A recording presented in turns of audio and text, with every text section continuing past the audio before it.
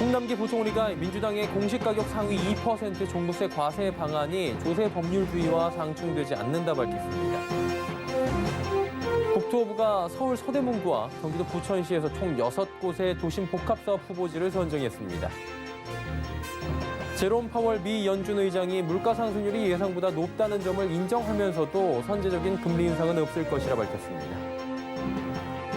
고무줄 중복 청약 금지를 앞두고 하반기 IPO 대우로 꼽히는 크래프톤 등 9곳이 마지막 중복 청약의 대상이 됐습니다. 센 경제 라이브 시작합니다.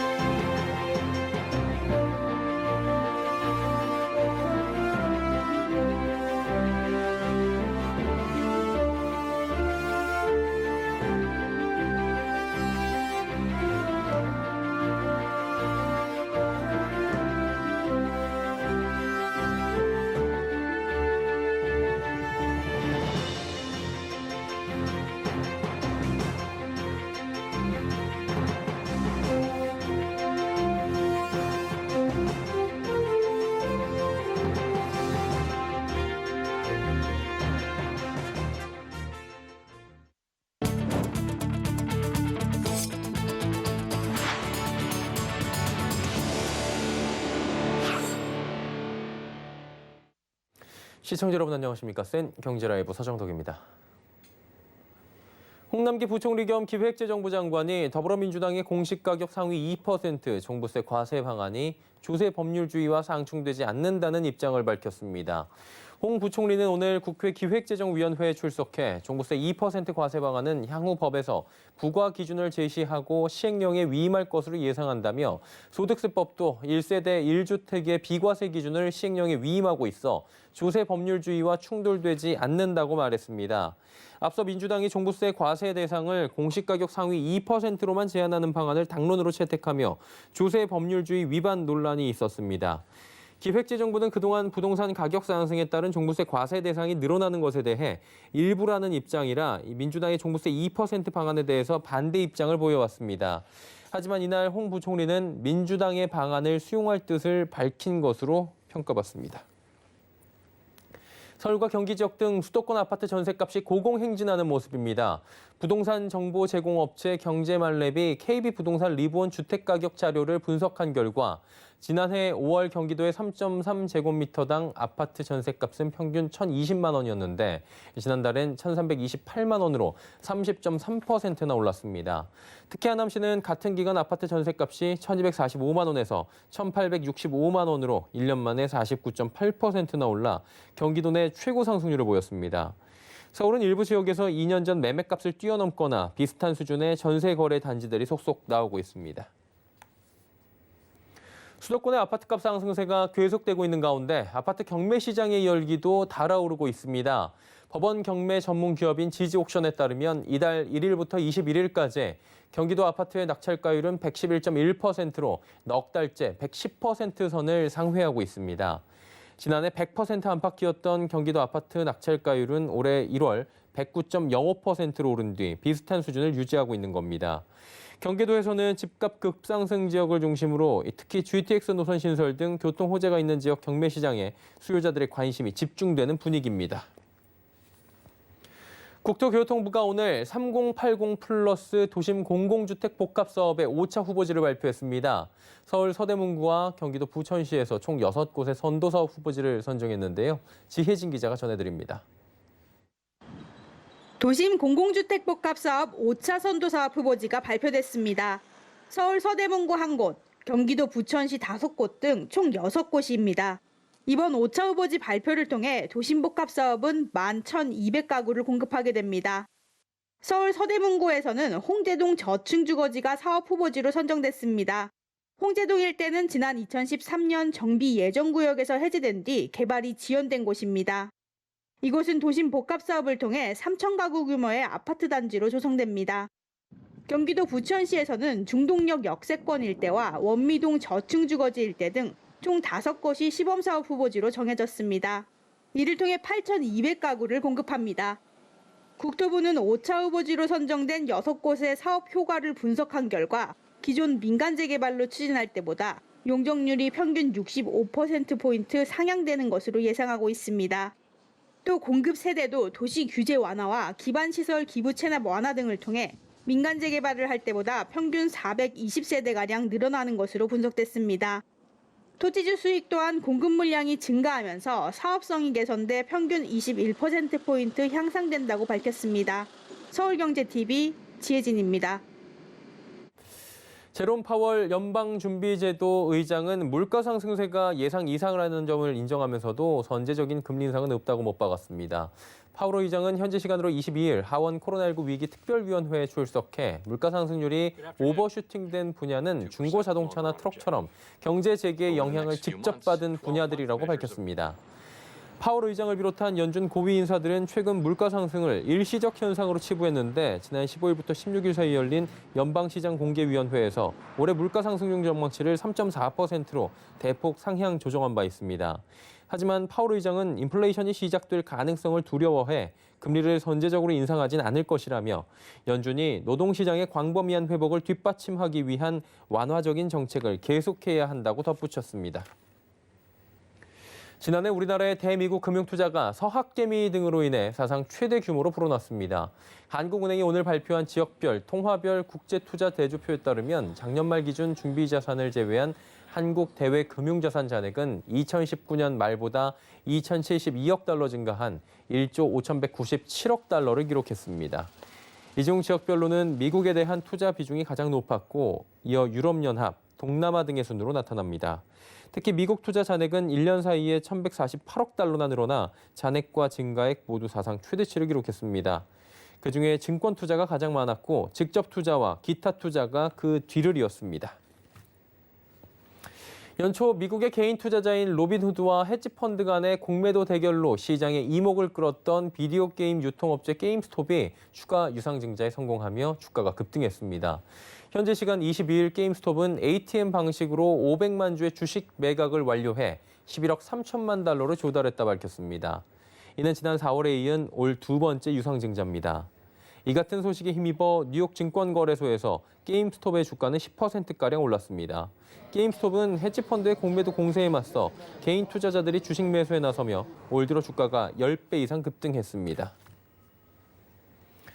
공모주 청약 과열을 막기 위해 21일 이후 증권신고서를 제출한 기업은 공모주 중복 청약이 금지됩니다. 이에 중복 청약 막차를 탄 종목들에 대한 관심이 쏠리고 있는 건데요. 하반기 IPO 대어로 꼽히는 배틀그라운드 개발사 크래프톤 등 총 9곳이 수혜를 볼 것으로 보입니다. 김혜영 기자입니다. 크래프톤이 중복 청약 막차를 탔습니다. 금융당국이 이달 20일까지 증권신고서를 제출한 예비 상장 기업에 대해 중복 청약을 허용하기로 한 겁니다. 지난 16일 증권신고서를 제출한 크래프톤은 오는 28일부터 2주간 수요 예측을 거쳐 14일에서 15일 일반 청약을 진행하고 7월 중 상장에 나섭니다. 크래프톤의 기업 가치는 28조 원, 공모 예정 금액은 최대로 꼽히는 5조 6천억 원에 달할 전망입니다. 이와 함께 중복 청약이 가능한 코스피 예비 상장 업체는 SD 바이오센서입니다. 진단키트 업체인 SD 바이오센서는 대표적인 코로나19 수혜 기업으로 꼽힙니다. 지난해 800배 오른 영업이익을 실현한 데다 올해 1분기 역시 작년 매출액의 70%를 3개월 만에 달성했습니다. 또한 코로나19 백신 보급 등으로 기업 가치 고평가 논란이 일자 공모가를 30% 인하하는 등 승부수를 띄웠습니다. 코스닥 기업 7곳도 중복 청약 막차에 올라탔습니다.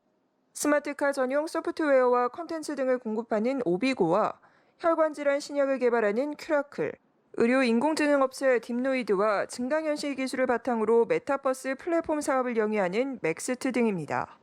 하반기 대형급 IPO가 잇따라 예고돼 시장의 관심이 높아진 데다 마지막 중복 청약에 대한 기대감이 더해지고 있습니다. 서울경제TV 김혜영입니다. 2030년 버스와 트럭을 포함한 전기 자동차가 1억 4,500만 대에 달할 것이라는 전망이 나옵니다. 자, 상황이 이렇자 전기차 관련 투자가 급증하고 있는 건데요. 일부 전문가들은 전기차가 아닌 이곳에 들어가는 원자재에 주목해야 한다고 강조했습니다. 정세미 기자입니다. 미국 월가에서 구리와 금 등 원자재에 투자해야 한다는 의견이 나왔습니다. 전기차와 배터리 제조사의 가치가 이미 고평가됐다는 겁니다.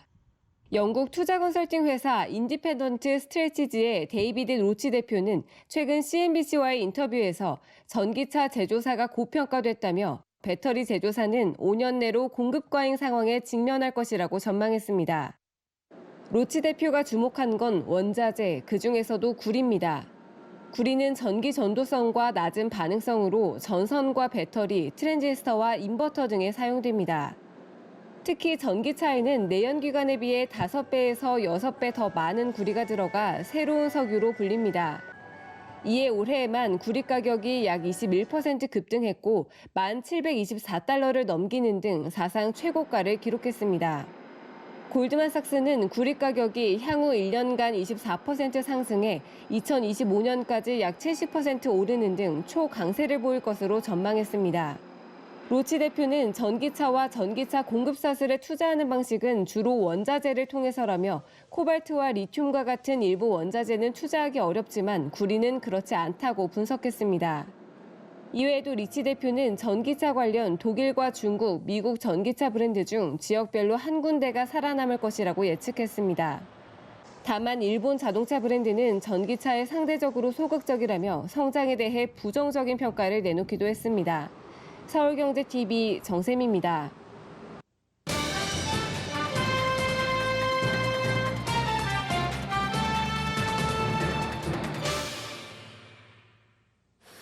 자, 올해로 지방자치가 부활한 지 30년이 됐다고 합니다. 특히 올해는 전부 개정이 이루어진 지방자치법의 본격 시행을 앞둔 중요한 해라고 하죠.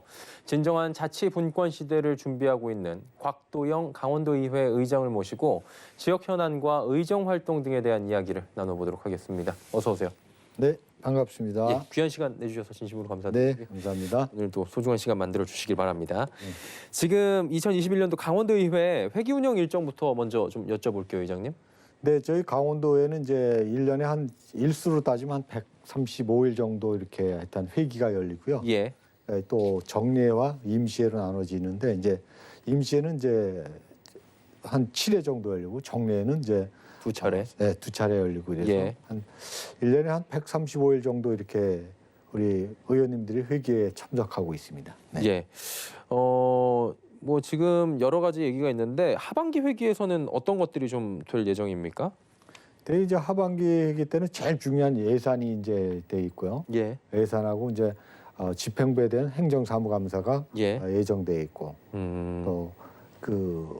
또 우리 행사와 관련해서는 이제 예. 우리 의회 어떤 그 또 시작한 어떤 의회 기념일이 있고 그래서 굉장히 상반기보다는 더 바쁜. 후반기가 더 바쁜 상황이 되겠습니다. 의장님의 역할이 더 크게 네, 부각이 될 것 같다라는 생각이 드는데 지난 5월로 잠깐 돌아가 보면 강원도의회가 300회기를 맞았다고 합니다.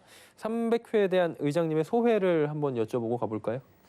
네, 하여튼 300회라는 어떤 숫자적인 어떤 의미가 좀 있는데요. 예. 그동안 저희 도의회가 65년 역사를 가지고 이를 쭉 오면서 1회서부터 300까지 회를 오면서 그동안 300회 열린 동안 역사를 한번 우리가 역산해서 한번 의미 있는 시간을 좀 가져보긴 했습니다. 그래서 300회가 뭐 특별히 어떤 중요한 저건 아닌데 나름대로 우리가 300회의 어떤 시점을 해서 지난 1회서부터 300회를 한번 이렇게 역산하면서 예. 과거의 역사를 되짚어 보면서 그동안 추진했던 사업이라든가 그동안 추진했던 조례 발의라든가 이런 거를 좀 한번 되짚어 보는 그런 어떤 시간이 되었습니다.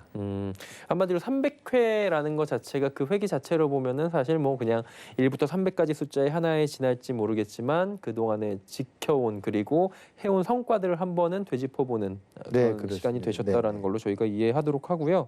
지방자치법 개정으로 자치분권에 힘이 실린 상황입니다. 지금 강원도 의회 역할도 당연히 커질 수밖에 없는 건데 어떻게 좀 준비하고 계십니까?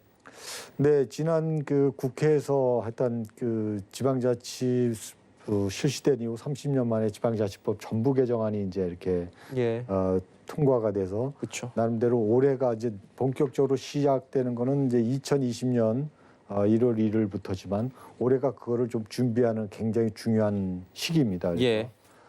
크게 뭐 하여튼 인사권 문제라든가 정책 지원 인력 충원 문제라든가 어떤 조례의 어떤 그 발의의 어떤 그 어떤 확장성 이런 거를 좀 많이 어떤 중요한 세 가지 어떤 개정안이 됐는데요. 예. 이런 것을 차분히 준비해야 될 아주 중요한 시기입니다. 올해가. 그 지방자치법 개정된 것 중에서 의회 관련된 주요 내용이 있다고 하는데 세 가지 정도로 추릴 수 있다고 저희가 사전에 들었어요. 하나씩 좀 설명을 들어볼 수 있나요? 네, 지금 방금 제가 말씀드렸듯이 이제 가장 중요한 게 인사권 독립입니다. 인사권 그래서, 독립. 기존에는 이제 그 집행부에서 어떻게 보면 파견식으로 와서 의회에 와서 근무를 하게 돼 있는 예. 인력들이 이제 자체 어떤 임용과 교육과 발령을 통해서 자체의 의회 내에서 예.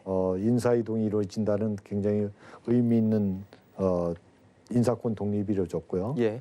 그동안 그 지방의회 의원님들은 사실은 적지 않은 예산을 다루면서도 예산과 조례와 각종 도정 질의와 자기 어떤 개인 어떤 일정 이런 걸 다 혼자 사실은 하다 보니까 부자진이 없죠. 그렇습니다. 예, 예. 그러다 보니까 굉장히 좀 어떤 그 수박 겉핥기식의 어떤 평가가 있었는데 그러다 보니까 좀 집중력이 좀 떨어지거나 아니면은 좀 업무 효율성이 떨어진다. 네, 그렇죠. 예. 사실 혼자 하다 보니까 그 많은 예산, 강원도만 해도 한 11조 되는 예산을 우리 46명 의원님들이 혼자 하다 보니까 나름대로 좀 어떤 심도 있는 그 의정 활동이 좀 부족했던 부분을 이번에 이제 그 정책 지원 인력이라는 거를 이제 예. 보좌진을 이렇게 투입해서 좀 나름대로 그거를 좀 보완시키는 이런 게 실시됐고요. 세 번째로 이제 어떤 그 조례 어떤 발의에 있어서 어떤 의원 발의뿐만 아니라 일반 주민들도 직접 발안 지도를 했다는 게 그 세 가지가 큰 어떤 의미 있는 이번에 개정안에 담았다 이렇게 보시면 될 것 같습니다. 예, 세 가지가 하나하나가 다 의미가 굉장히 큰 사안인 것 같고요. 또 이번에 보니까 조선왕조실록 의궤 5대 산사고본 환수를 위해서 강원도 의회가 적극적인 활동에 나섰다고 하는데 성명서 발표도 했고요. 이 얘기 조금 나눠볼까요? 네, 그렇습니다. 조선왕조실록 그 5대산 그 예. 사고본인 의궤가 이제 사실은 이게 뭐 국외에 반출돼 있다가 이제 국내로 돌아왔는데요. 예. 이게 사실은 이제 원 위치가 이제 우리 5대산에 있는 월정사의 위치에 제2치에 와야 문화재가 어떤 그 제 빛을 다시 발휘한다 그쵸. 이런 건데 예. 지금 국외에서는 환수돼 와 있지만 지금 상태에서는 다시 그 우리 서울에 있는 그 수장고에 예. 국립박물관에 이제 다시 이렇게 보관돼 있는 상태인데요. 그게 이제 제자리로 돌아와야 된다 이런 입장입니다. 그래서 그동안 저희 의회에서도 꾸준히 요구를 해왔고 종교계에서도 노력들을 한 결과입니다. 그래서 이게 그동안 이제 정부에서는 이게 그거를 보관 유지할 수 있는 어떤 공간이나 이런 시설들이 안 돼 있으니까 아직 그거를 제자리로 가기에는 시기상조다 이랬는데 그동안 그 저희 강원도에서는 예산을 투입해서 그걸 보관할 수 있고 관람할 수 있는 쉽게 해서 박물관을 예. 이렇게 제대로 세팅을 시켜놨기 때문에 예. 이제 제자리로 돌아야 된다 이렇게 요구를 하고 있습니다. 한마디로 제자리로 돌려줄게. 근데 준비가 돼 있니?라고 물어봤을 때 예, 돼 있습니다라고 지금 충분히 말씀을 하실 수 그렇습니다. 이제. 있다라는 내용인 것 같고요. 그리고 이제 국외협의 관련해서 전액 반납하셨어요? 네, 뭐 예. 이 지금 코로나19 상황에서 뭐 당연한 저희 의회에서 의원님들의 어떤 뭐 대응인데요.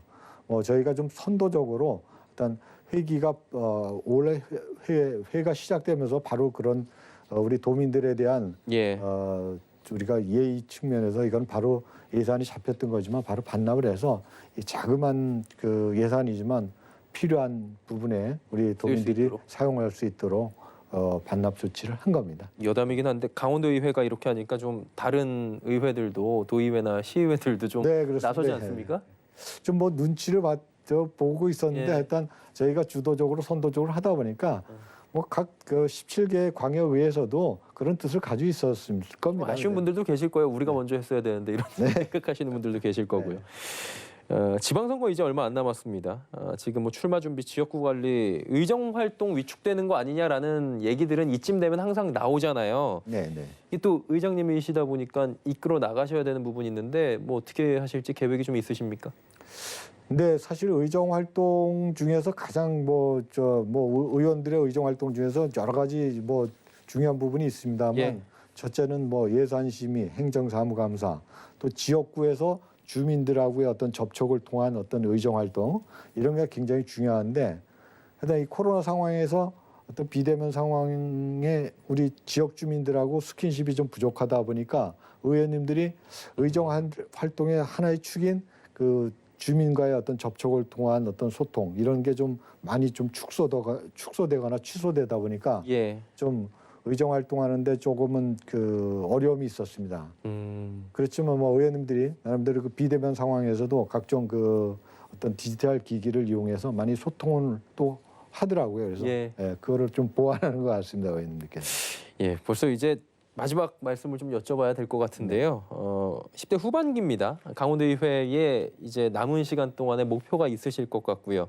도민들이나 보고 계신 시청자분들께도 지금 마지막으로 드릴 말씀이 있을 것 같은데 한 말씀 부탁드리겠습니다. 네, 저희 강원도의회가 이제 10대 의회로 출발한 지 3년이 지나가고 1년 정도 약간 남았는데요. 무엇보다도 어떤 그 전 세계적인 이 팬데믹 상황에서 우리 대한민국도 이렇게 자유로울 수 없고 또 우리 강원도민도 자유로울 수 없는 상황에서 10대 의회는 어디까지나 이 어떤 이 위기를 이 팬데믹 상황을 좀 극복할 수 있는 백신의 조기 극복 또는 치료제의 어떤 적기 공급 이걸 통해서 국민들이 그동안 어려움을 겪고 있는데 하루빨리 이 상황을 벗어날 수 있게끔 저희가 행정적 어떤 재정적 또 의회에서 지원하는 거를 함께하는 게 일단 가장 중요한 임무다 이렇게 생각하고 있고요. 예. 그 부분에 우리 주민들이 늘 지방의회를 응원하고 아껴주고 있는 데서 저희도 그 부분에 주민들과 함께하겠다 이렇게 말씀을 드립니다. 그래서 이 코로나19와 조기에 극복하는데 전력을 다하도록 하겠습니다. 예, 지방자치도 선도해 주시고 코로나19 극복에도 또 앞장서 주시는 강원도의회가 되기를 저희도 응원하도록 하겠습니다. 곽도영 강원도의회 의장과 이야기 나눠봤습니다. 고맙습니다. 네, 감사합니다.